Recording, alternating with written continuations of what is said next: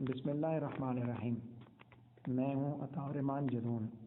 آج میں آپ کو امتحان کے بارے میں کچھ ضروری باتیں سمجھانے کی کوشش کروں گا۔ ایم اے انگلش کے امتحانات گو کہ ابھی تھوڑا سا دور ہیں، لیکن ہمیشہ میں اسٹوڈنٹس کو یہ کہتا ہوں کہ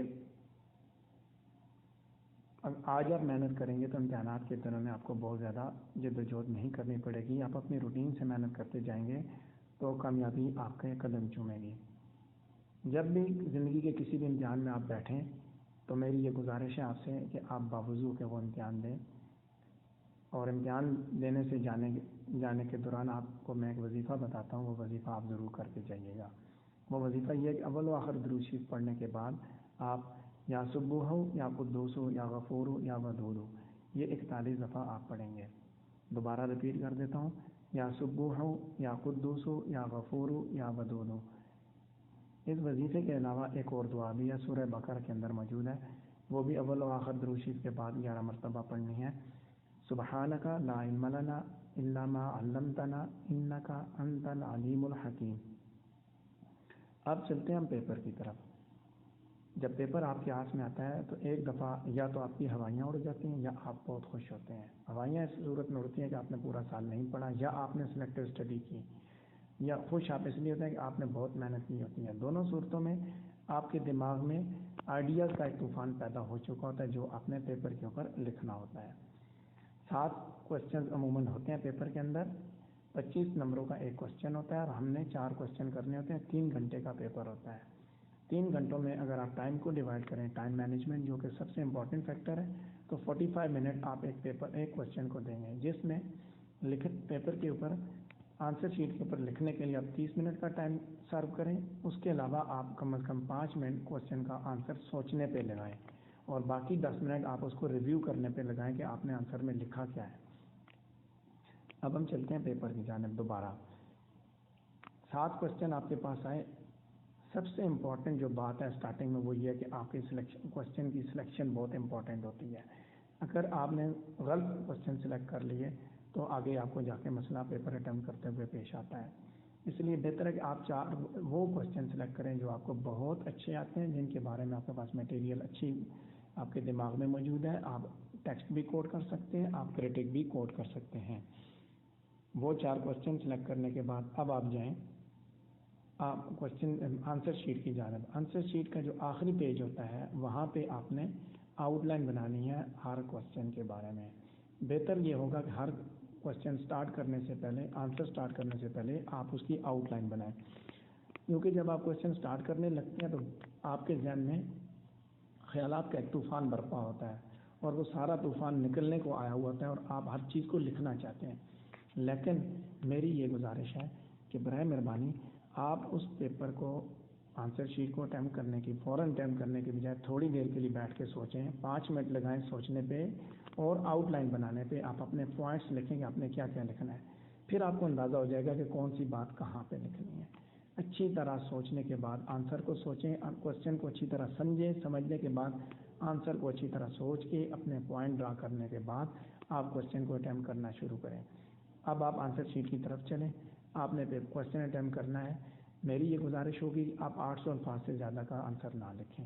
800 سے 1000 الفاظ بہت ہوتے ہیں 30 منٹس میں، لیکن اس میں ایک چیز جو کہ بہت امپورٹنٹ ہے وہ یہ آپ کی رائٹنگ کی سپیڈ۔ آپ کی رائٹنگ سپیڈ بہت اچھی ہونی چاہیے۔ اس کے لیے ضروری ہے کہ آپ ابھی سے رائٹنگ پریکٹس کریں۔ دیکھ کے آپ اپنے کی بک میں سے یا جو آپ کے پاس نوٹس موجود ہیں وہاں سے دیکھ کے آپ کوشچن کے آنسرز لکھیں۔ اس سے آپ کی گرامر بھی امپروو ہوگی، اس سے آپ کے اسپیلنگس بھی امپروو ہوں گے، اس سے آپ کے کنسیپٹس بھی ڈیولپ ہوں گے، اور مور اوور آپ کو رائٹنگ کا اسٹیمنا بڑھے گا۔ جس طرح ایک اسپورٹس مین جب اس نے کسی اسپورٹس میں ایونٹ میں حصہ لینا ہوتا ہے تو وہ اس کے لیے پہلے اسٹیمنا بناتا ہے، وہ اپنی فٹنس مینٹین کرتا ہے، اس کے بعد وہ ایونٹ میں جاتا ہے۔ اس لیے ایگزام بھی ایک ایونٹ ہے، اس کے لیے اگر آپ کا اسٹیمنا نہیں ہوگا تو آپ سارے کوشچنز نہیں کر سکیں گے، یا آپ تھوڑا تھوڑا لکھ کے آئیں گے۔ اب چلتے ہیں دوبارہ آنسر کی طرف۔ آپ نے آؤٹ لائن بنا لی، اب آپ کوشچن اٹیمپٹ کرنے جا رہے ہیں۔ جب آپ کوشچن اٹیمپٹ کرتے ہیں تو آپ یہ یاد رکھیں، سب سے پہلے تو آپ نے وہ کوشچن اٹیمپٹ کرنا ہے آنسر شیٹ کے اندر جو آپ کو بہت اچھا آتا ہے، اور اس کے بعد اس بہت اچھا آنے والا جو آنسر ہے اس کے اندر بھی آپ کا جو پہلا پیراگراف ہے وہ بہت اچھا ہونا چاہیے۔ عموماً یہ کہا جاتا ہے first impression is the last impression. Examiner جب آپ کا کوشچن پڑھے گا، آنسر جب آپ کا وہ اسٹڈی کرے گا تو پہلا پیراگراف پڑھتے ہی اس کی ٹون سیٹ ہو جائے گی، وہ آپ کے لیے اس کے ذہن میں ایک امیج بن جائے گا اور اسی حساب سے وہ آپ کا آخر تک پیپر پڑھتا چلا جائے گا. اس لیے آپ کا پہلا پیراگراف بہت اچھا ہونا چاہیے. اسی طرح جو آپ کا آخری کوشچن ہے وہ بھی بہت اچھا ہونا چاہیے. درمیان میں آپ دوسرے 2 کوشچنز رکھ سکتے ہیں، ان دونوں کے آنسر درمیان میں رکھ سکتے ہیں. جب آپ کوشچن اٹیمپٹ کرنے جا رہے ہیں، آپ نے انٹروڈکشن بنایا. انٹروڈکشن میں آپ نے جسٹ دینا ہوتا ہے، آپ نے رائٹر کے بھی بارے میں بتانا ہوتا ہے، آپ نے بک کے بارے میں بتانا ہوتا ہے، اپنے آنسر کے بارے میں بھی. لیکن یہ سارا انٹروڈکشن بیسیکلی آپ کے کوشچن کا انٹروڈکشن ہوتا ہے. آپ کوشچن کو انٹروڈیوس کرتے ہوئے جا رہے ہیں، جس میں آپ رائٹر کی ایج بھی ہلکی سی بتاتے ہیں، ایک سینٹینس آپ رائٹر کے بارے میں بھی ایک سینٹینس بتا جاتے ہیں. اس طرح ساری چیزیں آپ ایکسپلور کرتے جاتے ہیں. لیکن دوبارہ بتا رہا ہوں کہ وہ انٹروڈکشن آپ کا آنسر کا انٹروڈکشن ہوتا ہے. فالتو باتیں لکھنے کے بجائے آپ اسی بات کو فوکس کر کے وہاں پہ چلیں. وہ آپ جسٹ بتائیں گے کہ آپ آگے جا کے کیا کیا بیان کرنے جا رہے ہیں، آپ کون کون سی چیزیں ایکسپلین کرنے جا رہے ہیں. اس کے بعد آپ 1 بائی 1 اپنے پیراگراف بلڈ کرتے جائیں. ان پیراگراف کے اندر وہ چیزیں آپ بتاتے جائیں. آپ کے ہر پیراگراف کے اندر ہر سینٹینس کا دوسرے سینٹینس کے اندر ساتھ ربط ہونا چاہیے. تھاٹ آپ کی لنکڈ تھاٹ ہونی چاہیے، بروکن تھاٹس وہاں پہ نہیں لکھنی. اور ہر پیراگراف کا دوسرے پیراگراف کے ساتھ لنک ہو. آخری جو پیراگراف ہوگا وہ کنکلوڈنگ ہوگا، جس میں آپ اپنی ساری کی ساری بحث کو سمیٹ دیں گے اور آپ کسی ایک کنکلوژن پہ، ایک پوائنٹ پہ پہنچ جائیں گے. اس کے بعد اگلی بات کیا ہے کہ جب آپ نے آنسر لکھا، اس میں جو چیزیں امپورٹنٹ ہیں وہ کیا ہے؟ وہ یہ ہے کہ آپ کی گرامر بہت اچھی ہونی چاہیے. Grammatical mistakes, spelling mistakes, syntactic mistakes یعنی کانسیپٹس آپ کے کلیئر نہ ہو، سیمینٹک مسٹیکس کہ آپ غلط بات لکھ رہے ہو وہاں پہ. یہ جو مسٹیکس ہوتی ہیں یہ اکثر آپ کے مارکس کو لوز کر جاتی ہیں.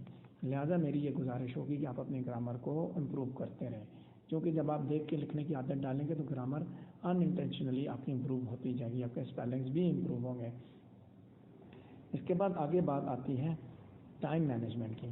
میں نے آپ کو پہلے بھی بتایا کہ 30 منٹس میں آپ لکھ سکتے ہیں، بڑا اچھا لکھ سکتے ہیں اگر آپ کی اسپیڈ اچھی ہے. آپ زیادہ ٹائم کسی کوشچن کو مت دیں، تمام کوشچنس کو آپ اتنا لمیٹڈ ٹائم دیں، اتنا ہی ٹائم دیں آپ کی رائٹنگ اسپیڈ بھی اچھی ہو اور آپ اس حساب سے اس کو لیں. اور تمام آنسر کی لیتھ بھی ایک جیسی ہونی چاہیے. اور اگر ان کی لیتھ ایک جیسی نہیں ہوگی، ریزنیبل لیتھ اگر نہیں ہوگی ان کی، تو اس سے کیا نقصان ہوگا کہ ایک سوال جو ہے وہ بہت بڑا آپ لکھ دیں گے، ایک آپ بہت چھوٹا لکھیں گے. مور اوور جب آپ آنسر لکھنے جا رہے ہیں پلیز اس کے اندر کبھی بھی ارریلیونٹ ڈیٹیل نہ دیں. جو ریلیونٹ جو ریکوائرڈ ٹیکسٹ ہے وہی آپ کوٹ کریں، جو ریکوائرڈ کریٹک ہے وہی کوٹ کریں، اور جہاں پہ جس کی ضرورت ہے اس کو وہیں پہ کوٹ کریں. اور بہتر یہ ہوگا کہ اگر آپ رائٹر کی کسی چیز کو کوٹ کر رہے ہیں، اس سے ریلیٹڈ اس کی کسی دوسری بک کا آپ ریفرنس دیں گے تو اس سے ایگزامینر پہ ایک اچھا امپیکٹ پڑے گا.